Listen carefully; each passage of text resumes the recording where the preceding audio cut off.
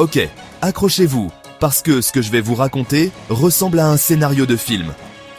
Brigitte Macron, la première dame de France, est au centre d'une rumeur complètement folle. Serait-elle en fait un homme? Oui, vous avez bien entendu. Tout commence sur les réseaux sociaux, où deux femmes, Amandine Roy et Natacha Ray, lancent une théorie délirante selon elles. Brigitte n'existerait pas, et ce serait son frère, Jean-Michel, qui aurait pris son identité après avoir changé de sexe. On croirait rêver, hein? Mais non, cette histoire a pris tellement d'ampleur qu'elle s'est retrouvée devant la justice française.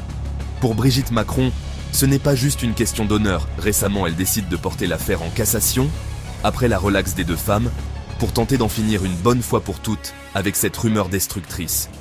Mais le feuilleton judiciaire ne commence pas là. On vous résume. En septembre 2024, lors du premier procès, Brigitte et son frère obtiennent gain de cause. Les deux femmes sont condamnées à 500 € d'amende avec sursis, 8 000 € de dommages et intérêts pour Brigitte et 5 000 € pour Jean-Michel. Mais rebondissement en appel ce mois de juillet, la Cour les relaxe finalement, au nom de la bonne foi et de la liberté d'expression. Un choc pour Brigitte et son frère, mais surtout, une question qui dérange: où s'arrête la liberté d'expression et où commence la diffamation? Cette affaire, née en 2017, a été alimentée par une interview fleuve sur YouTube, où les deux accusés déroulèrent leur théorie, images à l'appui, sans la moindre preuve.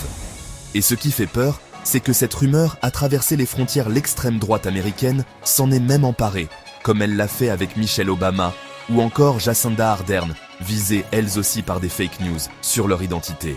Alors, jusqu'où peut-on aller dans la désinformation sans en payer le prix?